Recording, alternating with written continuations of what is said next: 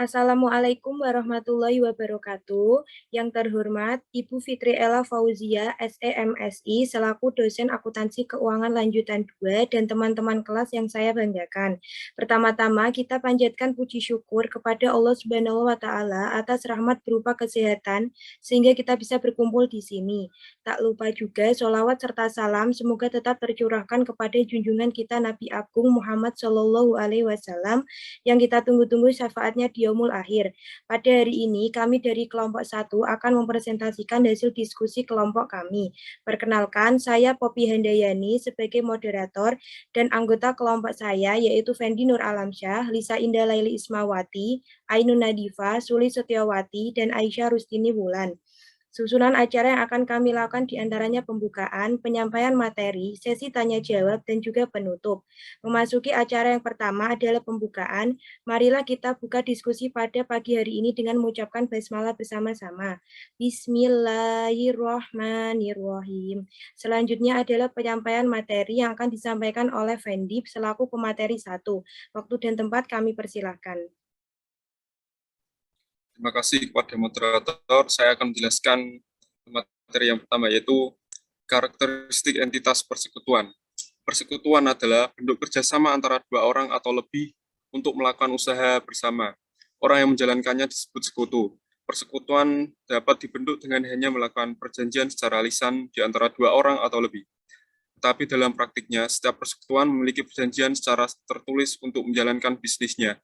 Secara umum, ada 5 yang menjadi karakteristik persekutuan, yaitu 1. Berusaha bersama-sama atau mutual agensi. 2. Jangka waktu terbatas atau limited life. 3. Tanggung jawab tidak terbatas atau unlimited liability. 4. Memiliki suatu bagian di dalam persekutuan atau ownership of an interest in a partnership. 5. Pengembalian bagian keuntungan persekutuan. 2. Definisi persekutuan.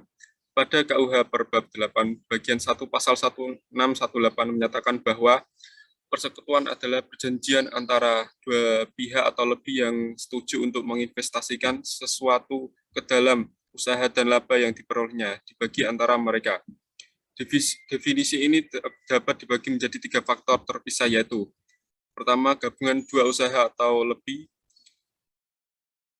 2. Untuk menginvestasikan sesuatu. 3. Usaha untuk laba. Terima kasih. Saya kembalikan kepada moderator.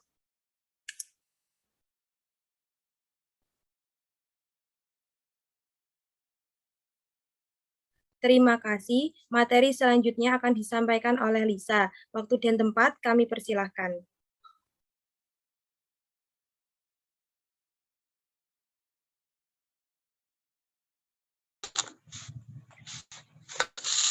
Selanjutnya yaitu karakteristik utama lain persekutuan. Berikut ini bagian dari KUHP dan KUHT yang terkait dengan pembentukan dan operasi persekutuan, yang terkait dengan penghentian dan likuidasi persekutuan, yaitu yang pertama, perjanjian persekutuan, yang kedua, persekutuan sebagai entitas terpisah, yang ketiga, sekutu adalah wakil atau agen persekutuan, yang keempat, kewajiban sekutu adalah kewajiban bersama, yang kelima, hak dan kewajiban sekutu, yang keenam, kepemilikan sekutu yang dapat dialihkan dalam persekutuan, yang ketujuh, berhentinya sekutu. Selanjutnya yaitu akuntansi untuk pendirian persekutuan dan ilustrasi. Pada saat pendirian persekutuan, sangatlah penting untuk melakukan penilaian yang tepat terhadap aset-aset selain kas dan kewajiban yang disetorkan oleh masing-masing sekutu. Setiap kontribusi dari sekutu akan menjadi kekayaan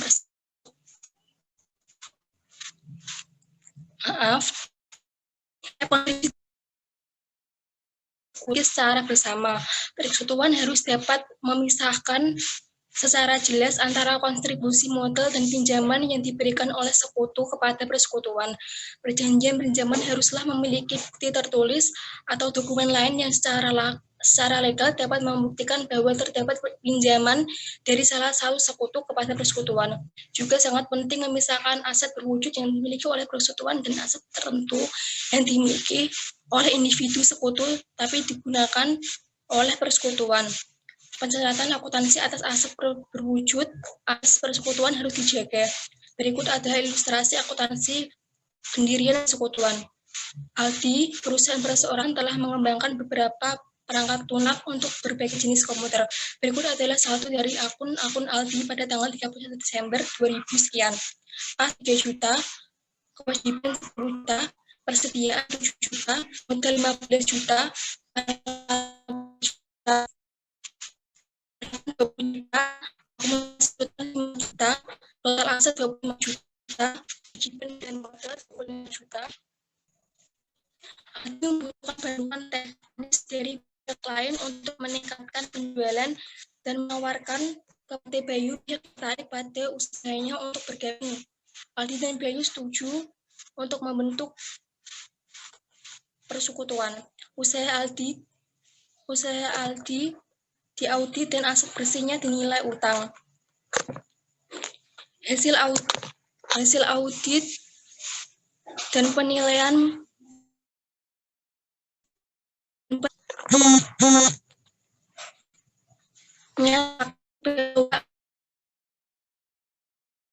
persediaan nilai sebesar 9 juta dan penilaian memiliki nilai wajar 19 juta. Aldi dan Bayu menyiapkan dan menandatangani perjanjian persekutuan yang mencakup semua kebijakan operasi yang signifikan. Bayu akan menyetorkan uang tunai sebesar 10 juta untuk sepertiga kepemilikan modal. Persekutuan AB mengambil alih semua usaha Aldi, termasuk kewajibannya. Jurnal untuk mencatat penyetoran modal awal pada pembukuan persekutuan adalah 1 Januari 2000 sekian, kas 13 juta, persediaan 9 juta, peralatan 19 juta, kewajiban 11 juta, modal 20 juta, modal Bayu 10 juta. Mencatat persekutuan AB dengan pencontohan model oleh Aldi dan Bayu. Terima kasih. Terima kasih. Selanjutnya adalah penyampaian materi yang ketiga yang akan disampaikan oleh Diva. Waktu dan tempat kami persilahkan.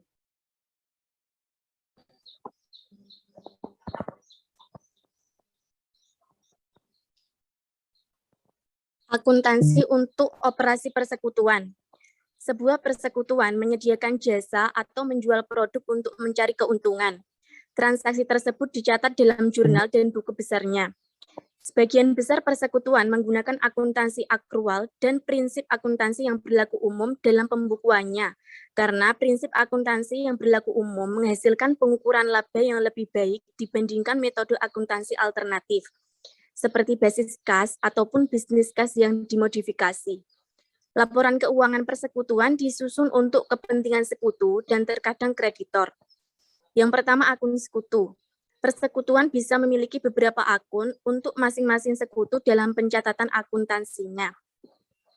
Yang kedua, akun modal. Investasi awal para sekutu, setoran modal selanjutnya, distribusi keuntungan atau kerugian dan penarikan modal oleh sekutu dicatat dalam akun modal para sekutu. Setiap sekutu memiliki satu akun modal yang biasanya bersaldo kredit. Yang ketiga, akun prive atau penarikan. Para sekutu biasanya melakukan penarikan atas aset dari persekutuan sepanjang tahun sebagai antisipasi atas keuntungan. Contohnya, jurnal berikut dibuat dalam pembukuan persekutuan AB untuk penarikan kas sejumlah 3 juta rupiah oleh Bayu pada tanggal 1 Mei 2000 sekian. Kas didebit sebesar 3 juta rupiah, prive Bayu dikredit sebesar 3 juta rupiah. Akun pinjaman. Jurnal berikut adalah untuk mencatat pinjaman dari Aldi kepada persekutuan senilai 4 juta rupiah dengan bunga 10% pada 1 kas didebit sebesar 4 juta rupiah dan pinjaman dari Adit dikredit sebesar 4 juta rupiah. Alokasi laba atau rugi kepada para sekutu dan ilustrasi.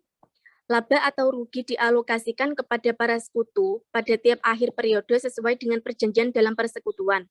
Jika terdapat dalam perjanjian, bab 7, bagian 2, pasal 163 KUH menyatakan bahwa sekutu berhak memperoleh bagian laba atau rugi secara proporsional sesuai dengan jumlah yang dikontribusikan ke dalam persekutuan.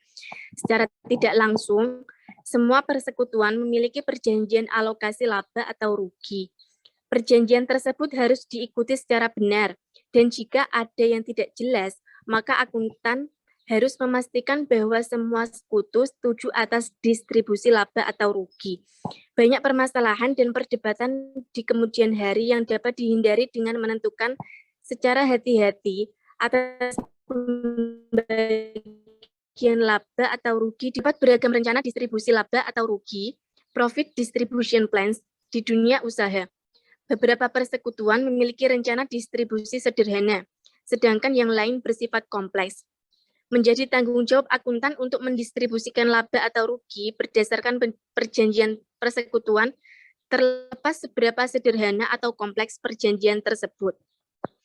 Distribusi laba hampir sama dengan dividen pada koperasi. Distribusi ini tidak seharusnya termasuk ke dalam laporan laba rugi, terlepas bagaimana cara laba tersebut didistribusikan. Distribusi laba dicatat langsung kepada akun modal, bukan beban. Kebanyakan persekutuan menggunakan satu atau lebih metode distribusi, yaitu yang pertama, rasio yang ditetapkan sebelumnya. Yang kedua, bunga atas saldo modal.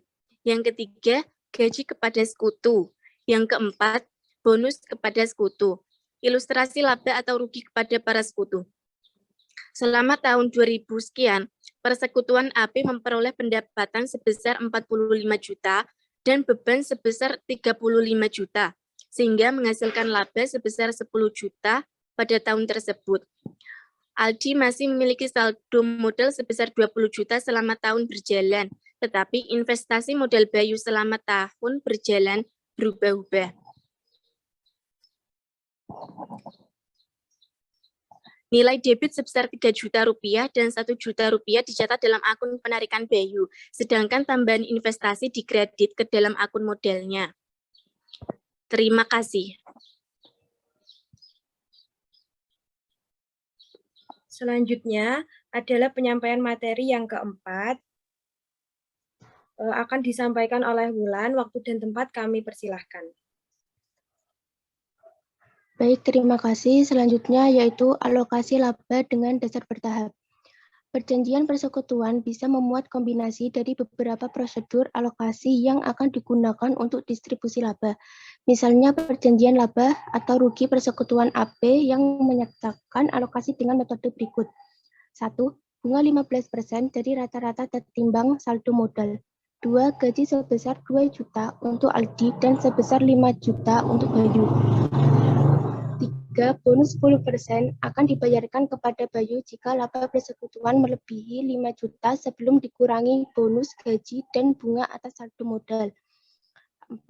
Jika ada sisa akan dialokasikan 60% untuk Aldi dan 40% untuk Bayu. Perjanjian persekutuan juga harus berisikan alternatif yang menyatakan proses alokasi dalam situasi laba persekutuan tidak mencakupi untuk memenuhi semua prosedur alokasi. Beberapa persekutuan menyatakan distribusi laba yang akan diikuti walau apapun kemungkinan yang terjadi. Kebanyakan perjanjian menyatakan seluruh proses harus diselesaikan dan jika ada sisa dialokasikan sebesar rasio distribusi laba atau rugi. Kemudian, metode alokasi laba khusus. Beberapa persekutuan mendistribusikan laba bersih dengan dasar lain. Misalnya, kebanyakan kantor akuntan publik mendistribusikan laba dengan dasar unit persekutuan. Seorang sekutu baru memperoleh sejumlah unit dan tambahan unit yang ditugaskan oleh komite kompensasi dengan memperoleh klien baru. Menyediakan persekutuan dengan keahlian di industri tertentu. Bertugas sebagai managing partner atau menerima berbagai tanggung jawab lainnya. Dalam metode ini, semua faktor yang menentukan besarnya andil masing-masing sekutu di dalam menghasilkan laba atau rugi. Perubahan metode pembagian laba ini harus disetujui oleh para sekutu. Metode pembagiannya adalah sebagai berikut. 1. Laba dibagi dengan menghitungkan bunga modal. 2. Laba dibagi dengan memperhitungkan gaji atau bonus. 3. Laba dibagi dengan memperhitungkan bunga modal, gaji, dan bonus. 4. Penghitungan perubahan metode pembagian laba. 5. Jurnal pembagian laba. Terima kasih. Selanjutnya saya serahkan kepada moderator. Terima kasih. Penyampaian materi yang terakhir akan disampaikan oleh Sulis. Waktu dan tempat kami persilahkan. Selanjutnya yaitu laporan keuangan persekutuan. Yang pertama ialah laporan perhitungan laba atau rugi. Sebagaimana halnya pada perusahaan-perusahaan umumnya, laporan keuangan yang biasanya disusun untuk badan usaha yang berbentuk persekutuan terdiri dari dua laporan keuangan utama, yaitu laporan perhitungan laba atau rugi, laporan perubahan modal, dan neraca. Bunga atas pinjaman dan gaji karyawan merupakan biaya bagi perusahaan dan harus dikurangkan dari pendapatan untuk menentukan besarnya laba atau rugi periodik. Sedangkan bunga atas modal yang ditanamkan dan gaji pemilik diperlakukan sebagai perhitungan pembagian laba atau rugi. Perbedaan perlakuan akuntansi demikian itu akan lebih terlihat jelas dari penyajiannya di dalam laporan perhitungan laba atau rugi. Yang kedua yaitu laporan perubahan modal. Laporan perubahan modal di dalam persekutuan identik dengan laporan perubahan modal yang ditahan pada perusahaan-perusahaan berbentuk perseroan terbatas. Yang ketiga yaitu laporan neraca. Sebagian besar ketentuan di dalam menyusun neraca persekutuan tidak berbeda dengan neraca pada perusahaan pada umumnya.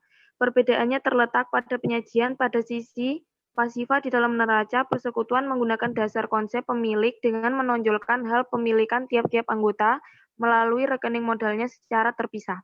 Terima kasih. Selanjutnya saya serahkan kepada moderator.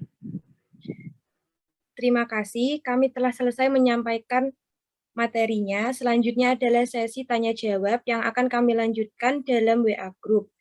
Kita sudah berada pada penghujung acara, yaitu penutup. Sebelum itu, jika dalam hal penyampaian materi terdapat kesalahan, kami mohon maaf. Dan marilah kita tutup diskusi pada pagi hari ini dengan mengucapkan hamdalah bersama-sama. Alhamdulillahirabbil alamin. Dan atas perhatiannya kami ucapkan terima kasih. Wassalamualaikum warahmatullahi wabarakatuh.